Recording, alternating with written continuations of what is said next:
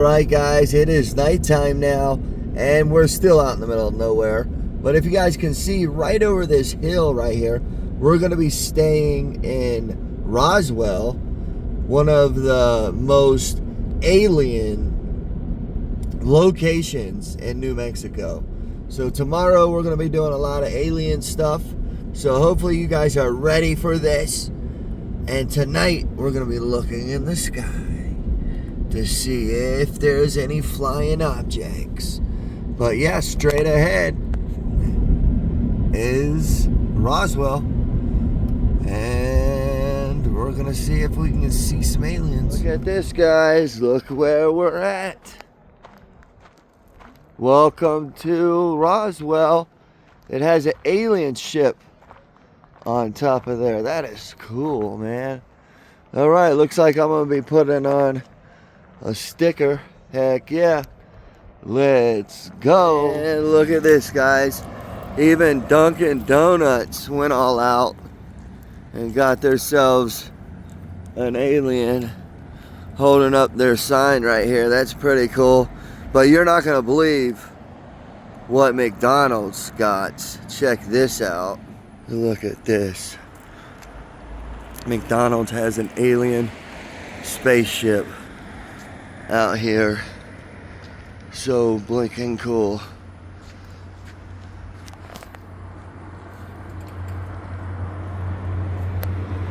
Got the lights and all. Even got old what's his name up there. Ronald McDonald in a spaceship. Spacesuit. Okay. Okay. And look at this guy here. What? What's up, dude? And his buddy over here, he's just sitting down chilling. Hanging out. What's up? Great, dude. What? Another guy over here, he's just chilling too. McDonald got it lit up. Okay. We're driving downtown Roswell to check some aliens out. Last night hit some alien spots. So we're gonna see if we can find some more aliens around this neighborhood. Had to get Dunkin'. And then guys, somebody came in and said they saw our truck and they gave us this and a business card. I'm gonna go check out the business card, see what he does. But he gave this to us. But yeah, you see these clowns over here. We had to do something. Look at this. Boom. We don't have that much time to do it, but Wykoffs Adventures on YouTube, Dunkin', the two aliens, but look at the whole wall. Pretty cool. Everybody came together and did some coloring here at the Dunkin' Donuts for the aliens. Right here's the card that was left on. It's Grandma's Hunt, handcrafted, bringing handcrafts back home. So the phone number is in Roswell, New Mexico. Facebook, all on here. Phone number's there. Most likely you can order anything. They're doing handcrafts. Definitely go support this local business, what they gave us here. And that is pretty cool. Then I got this at the gas station for only $5. We're going to put this on the back of the trailer right next to the Route 66 sign that we have back there. It's pretty cool. But we're going to go check out Roswell right now and see what aliens are lurking on. Found some aliens, folks. It's a store right here. We're going to go inside, check that place out. That's pretty cool. Because, you know, Roswell is where they say that the alien spacecraft crashed 1947. So, yep, right there. We landed in Roswell in 1947. And I want to give you guys a fact, okay? Nick found out the actual landing site was not in Roswell, guys. It was 75 miles away in a farm. Yeah, on private property. On private property away from Roswell. Please explain to me, why is Roswell the biggest thing about aliens, when it's 75 miles away from here. Well, I just want to let you guys know that. We're going to go in this store, check it out, see what's popping. Hey, look at these guys. What up, guys? What's going on? You guys just looking up? What's up there? Huh? Okay, your buddy's up there? Okay, cool. Hey, what's up, dude? Oh, a spaceship. Okay. Okay, he's pointing up too. Man, look at this. This was an old tree, guys. That's pretty cool.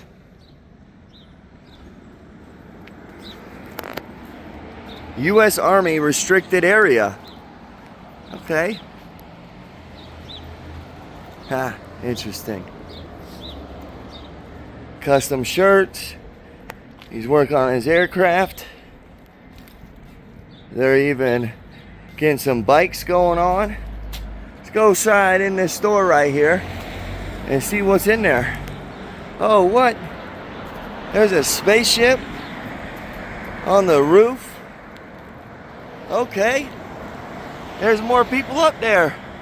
Hey, get down there, you're gonna get hurt. All right, we're gonna go inside, guys. Got ourselves a rocket right here. Right here in the fort, guys, a rocket. Pretty cool little rocket. So here's the downtown area. Oh, I got a bunch of aliens over there.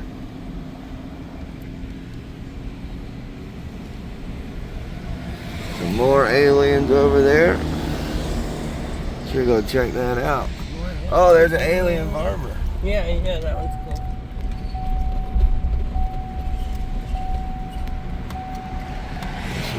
Alien zone. Some more alien stuff over there.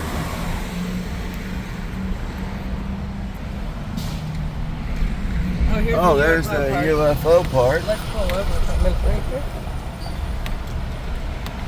Alright, we're gonna pull over. Guys, I was gonna do red, but we didn't have the marker. So I still have to mark these out right here. And then that's it.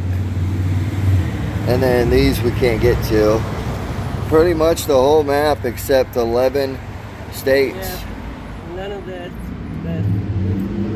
Yep. Crazy. But yeah, we just went ahead and parked right here on the side, right next to the main entrance of the UFO museum. I had to do it. What's up, guys? So that's the exit. So we're gonna go in here, and it looks like it used to be the old movie theater. That's what it looks like. Old movie theater here.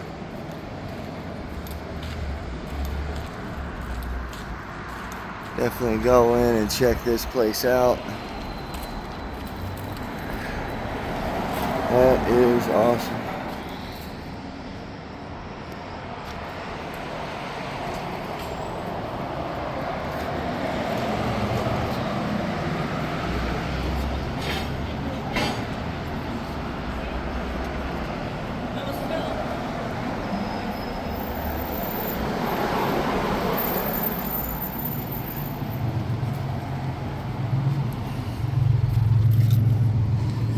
Oh wow, looks pretty cool.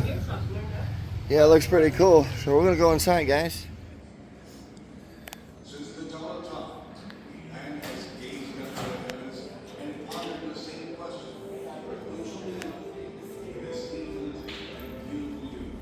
The price here is $7 a person. They have military discounts. Show the world your hometown. Guess what? I put myself a pin right there. Oh, look at these guys. Hey, dude, what's going on? Hey.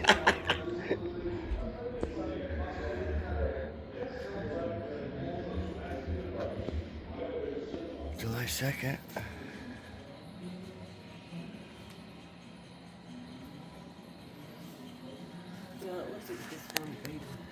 Yeah, deformed baby.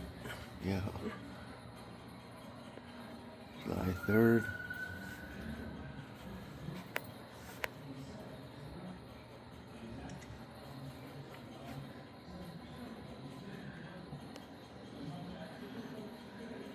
mostly all reading, guys.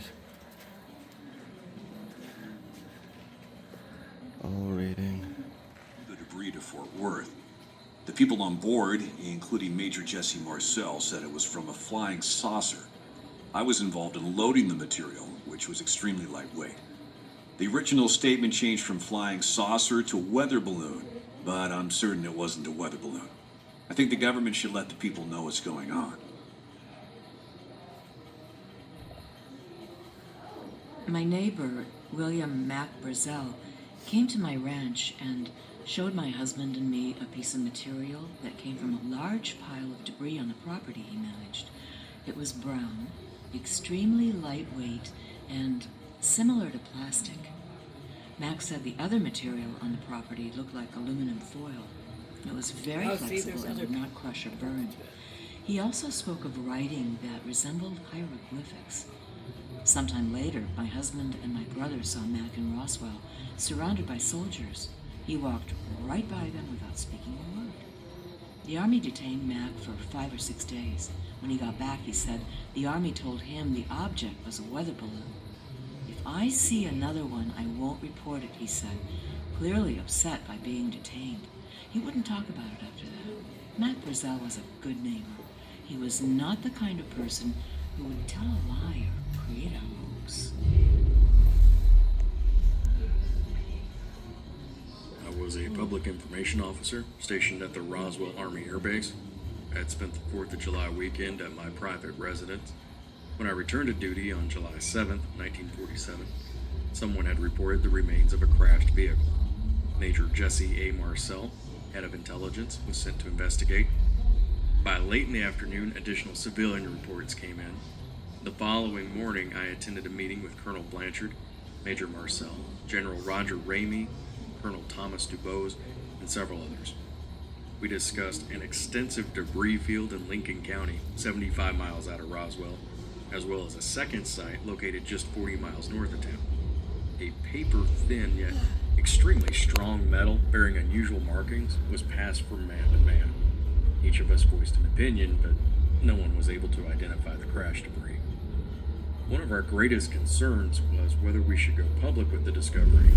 General Ramey proposed a plan that I believe originated with his bosses at the Pentagon. Too many civilians were already involved, and attention needed to be diverted. Around 9:30, Colonel Blanchard called my office and dictated the press release that'd be given. By the time the news had hit, my office was inundated with phone calls from around the world. Messages stacked up on my desk, and Colonel Blanchard suggested that I go home and hide out. Before leaving the base, Colonel Blanchard took me to a heavily guarded hangar. Once inside, I observed an egg-shaped object with a metallic surface. It was approximately 15 feet long and 6 feet high, with no windows, portholes, wings, tail, or landing gear in sight. From a distance, I could see a couple of bodies under a canvas tarp, only the heads extended beyond the covering. I couldn't make out the features from this distance, but the heads were larger than normal. At a later date, Blanchard extended his arm about 4 feet above the ground to indicate their height. Upon his return to Fort Worth, Major Marcel described finding the remains of a weather balloon and radar kite in place of the original wreckage. Marcel was very upset over the situation and would not discuss it further. I visited the recovery site during the military cleanup, and I am convinced that what I observed was some type of craft and its crew from outer space. I was 11 years old, living in Roswell, where my father, Major Jesse Marcel, served as the base intelligence officer. One night, I was awakened by my father in the middle of the night. He was very excited about some debris he had recovered from the desert. The material filled his 1942 Buick. He brought some into the house and spread it over the kitchen floor.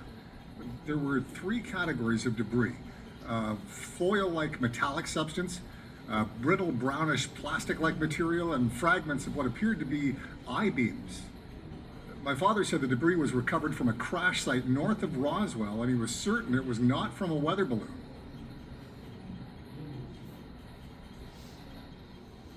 I was a colonel stationed at Fort Worth Army Airfield in Texas. I served as Chief of Staff to Major General Roger Ramey. In early July 1947, I received a phone call from Major General Clements McMullen. He asked what we knew about the object that was recovered outside of Roswell, New Mexico. I called Colonel William Blanchard, commander of the Roswell Army Airfield, and directed him to send the material to me at Fort Worth.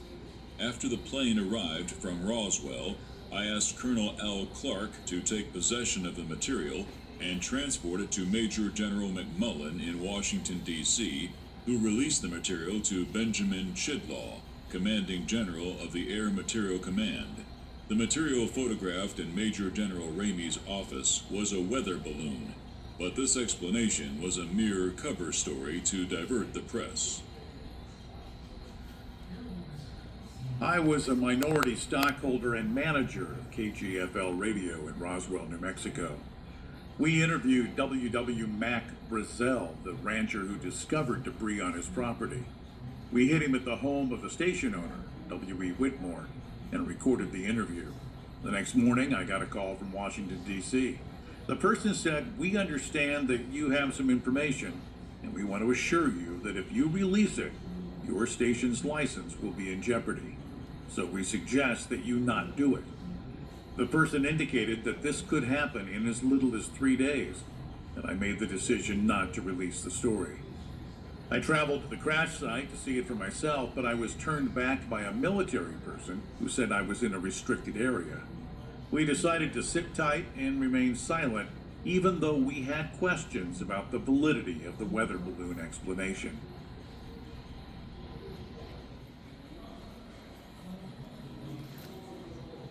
July 9th and 10th, MJ12.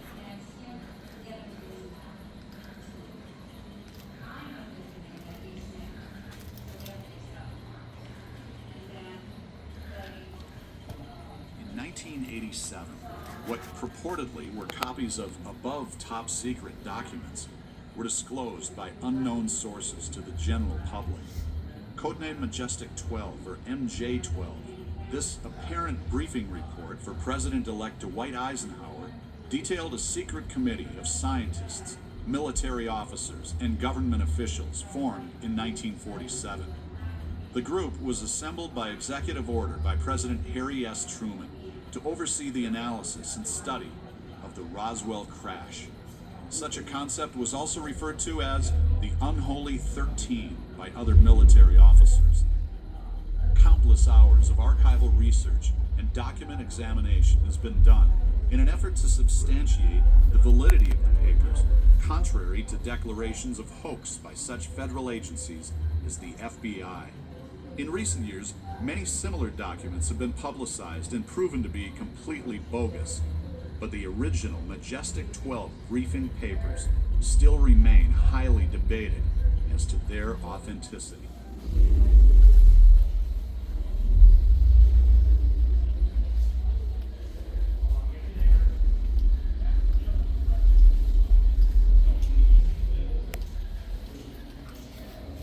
With war looming in Europe, the United States decided to train 30,000 more pilots. Roswell was selected as one of the pilot training bases in 1941, and construction started in 1942 on 4,600 acres provided by a local rancher. Starting in 1942 and terminating at the end of World War II, the Roswell Army Flying School included 7 two-engine flying training squadrons and 5 bombardier training squadrons. The 509th Composite Group to include the B-29s Enola Gay and Boxcar, which dropped atomic bombs on Hiroshima and Nagasaki, returned to the Roswell Army Airfield. Starting in May 1946, the 3 squadrons in the 509th, located at the soon-to-be renamed Walker Air Force Base, was the Strategic Air Command's, SAC's, only atomic bomb mission-ready squadrons. Walker Air Force Base was named after General Kenneth N. Walker, a native of New Mexico, who was killed during a bombing mission over Papua New Guinea on January 5, 1943. During the early years of the Cold War, Walker Air Force Base was SAC's premier atomic weapon base. Walker Air Force Base, including the Atlas missiles, were fully operational during the Cuban Missile Crisis in October 1962. Walker Air Force Base was the home of the 6th Bomb Wing and many other great military organizations over its 26 years of operation. Walker was the home of numerous bomber and tanker aircraft, to include B-29, B-50A, B-36, B-47, B-52, KC-97, and KC-135. Walker Air Force Base closed June 30th, 1967, after 26 years of service to the nation, the Air Force, and the community of Roswell. What's up, guys? This is crazy, but wouldn't you think that the Air Force Base started in 1939 and then the crash happened in 1947, the middle of the years that the Air Force Base was here? I could say it would make more sense if the crash happened before the military base was here, but the military base was here, then the crash, then they closed in 1967. Crazy.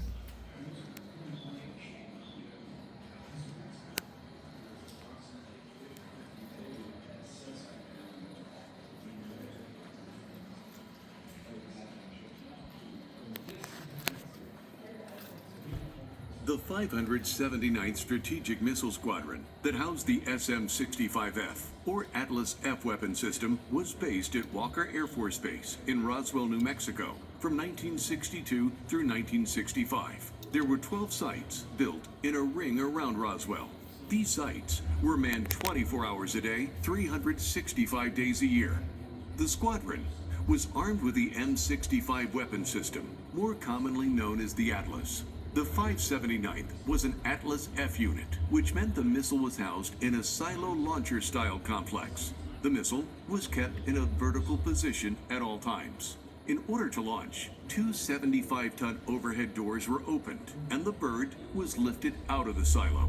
As the missile was lifted out of the silo, the liquid oxygen fuel was added, after which it would then be made ready for launch. This is one reason that the response time of the Atlas F system was quicker than that of the Atlas D and E systems. The Atlas F used an Avco Mark IV reentry vehicle, which carried a Type W-38 warhead with a thermonuclear yield of approximately 3.8 million tons of TNT. This yield is approximately 253 times that of the Little Boy bomb dropped on Hiroshima in 1945. The Atlas had a range of about 6,000 miles. Developed by the Aeronautics Division of General Dynamics, the Atlas weapon system became a national priority, during which no expense was spared in the development, testing, and implementation of this first generation of ICBM systems. The Atlas rocket was also used by NASA during the early days of manned space travel and was the booster used to put John Glenn into Earth orbit. Nice. Let the people go out with their metal detectors at the crash site and start digging. And this is what they found out there. Aluminum, some crash thing, and 3 military buttons from 1940 to or early 50s. Thinking maybe they lost them when they were out there looking at the site, but who knows. Crazy.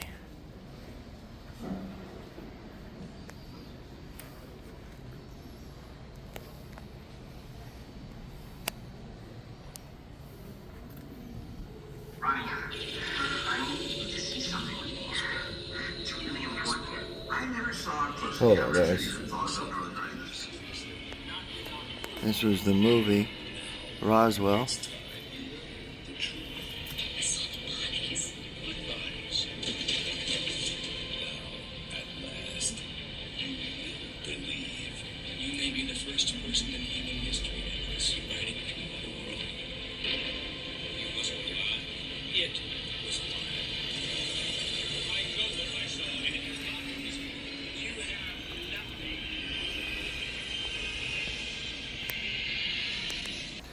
another movie series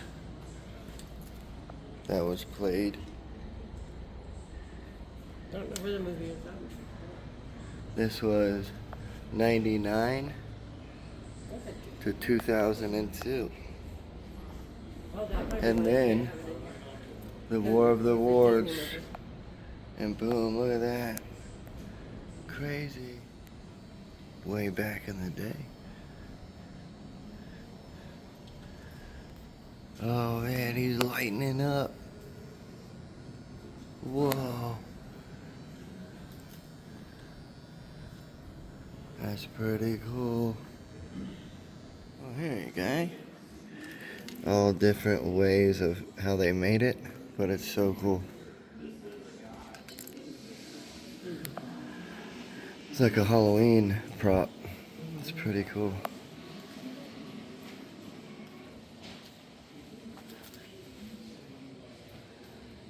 And then this one here.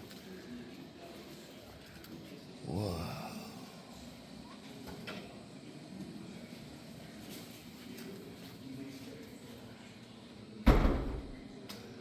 Crazy.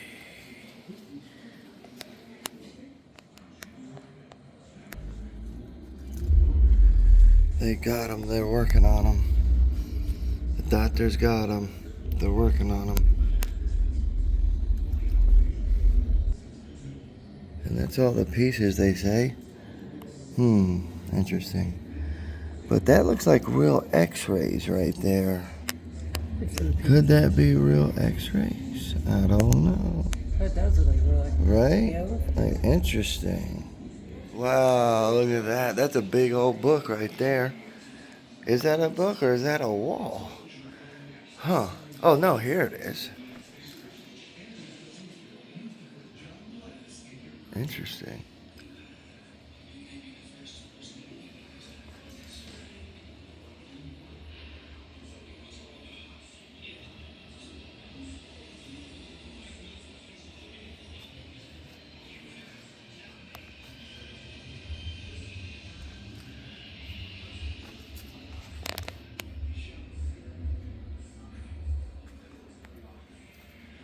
Go ahead and see what it's about. Crazy.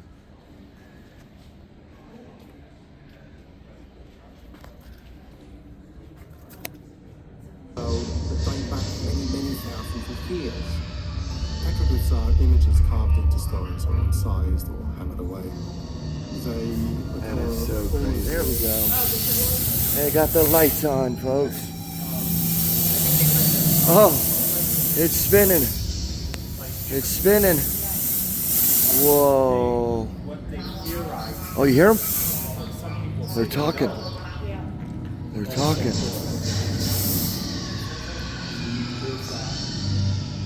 They're talking. Oh, man. Here they go. Whoa. Whoa. Whoa, that's crazy. Looks like Nick's in control of the spaceship. Oh, look at this. What do you just hit the wrong button, Nick. Oh no, that's Earth. No. It was July 1945 when the U.S. Army conducted the first detonation of a nuclear weapon at the Trinity site in southeastern New Mexico. Wow. Oh. Trinity side, that's what I The explosion's destructive power was comparable to about 22 kilotons of TNT. What? This event sent a message to the entire galaxy. You are not alone. New objective. Investigate nuclear event. Warp travel engaged. 3, 2, 1.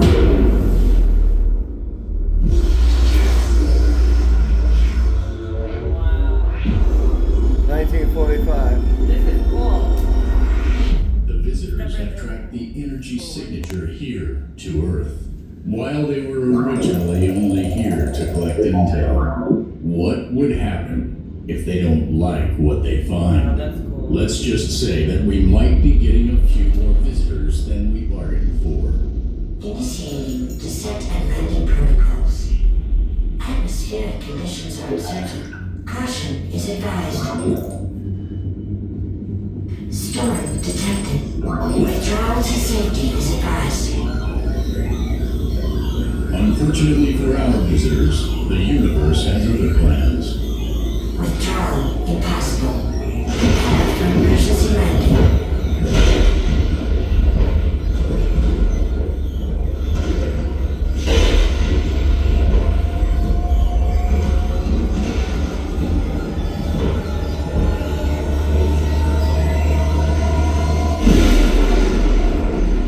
I think we just crashed.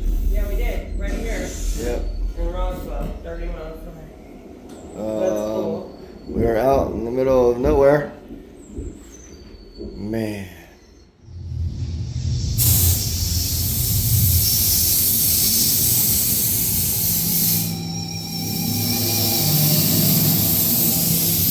They're doing it again. They're acting up again. They're talking.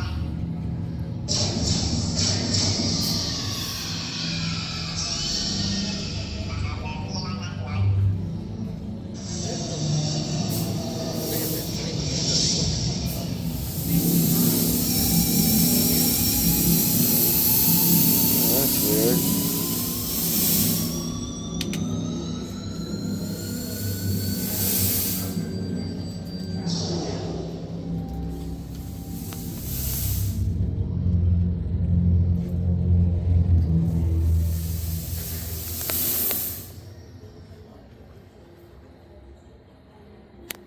The Reed family UFO incident. Huh. So this is a true story? This is their crash site. And this is what they're saying it looked like. Oh, wow. That's so weird. So it's a different alien from a different galaxy, maybe. You know what I mean? There could be different aliens, different... Oh, I didn't even give him a name? B. Marquez? Yeah. B. Marquez? He said Just no, different things for different galaxies. Then we got this.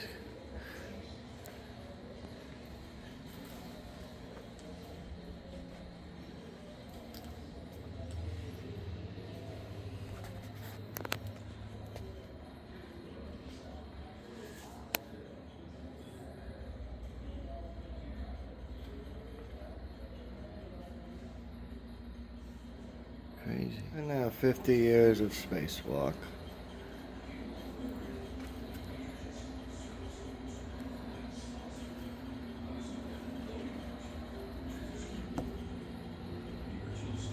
We're going to the moon to explore, and we're going to the moon for scientific discovery.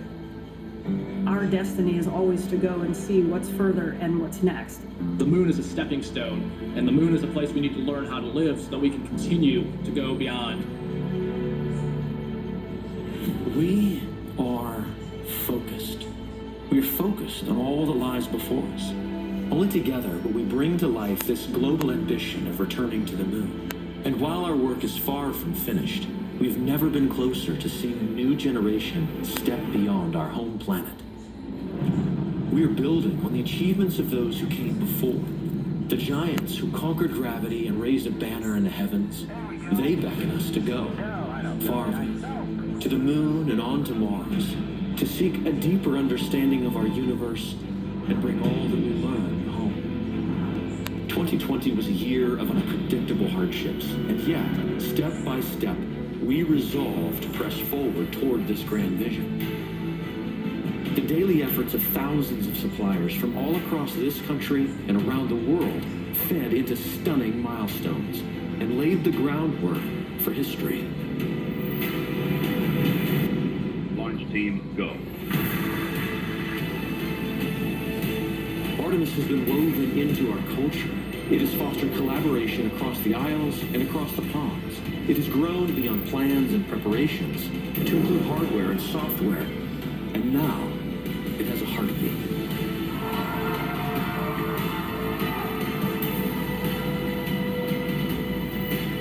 You can feel the momentum. It is undeniable. We are going. And together, we will see Artemis light the way. our mission to the moon is no longer some far-fetched dream. This is reality. We are going. This is the next step in evolution. They're not just PowerPoint slides. They're actually metals being bent, shaped, formed to build the things that we're going to use. This is real. This is going to happen. We're going. We are going to the moon to learn how to live on other planets for the benefit of all. Let's go.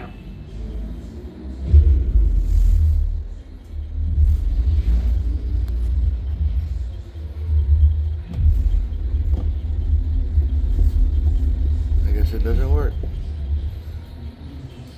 That stinks. And here is a spacesuit. Wow. Interesting. Here's the coins.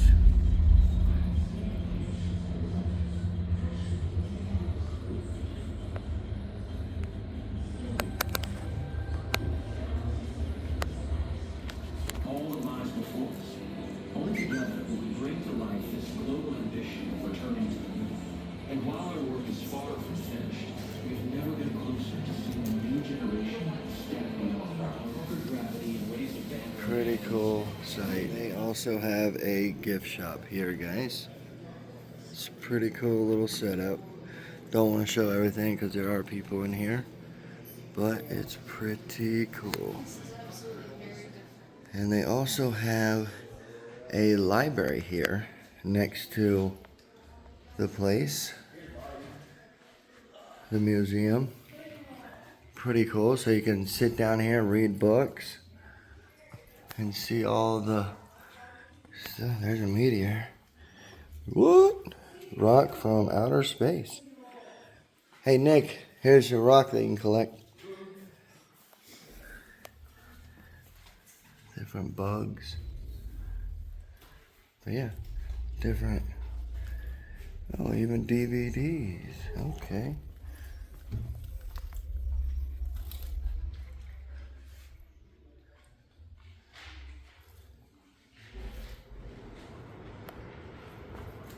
Hey. Well guys, that was the end of the museum. Just want to say thank you so much for watching right here at Wykoffs Adventure. Hopefully you had fun. We got more things to catch up on around Roswell. We're going to check that out. And definitely it was fun right here at the museum. Hopefully you guys like this video. Don't forget to like, share, comment. And if you're not subscribed, hit that subscribe button because there's many more to come.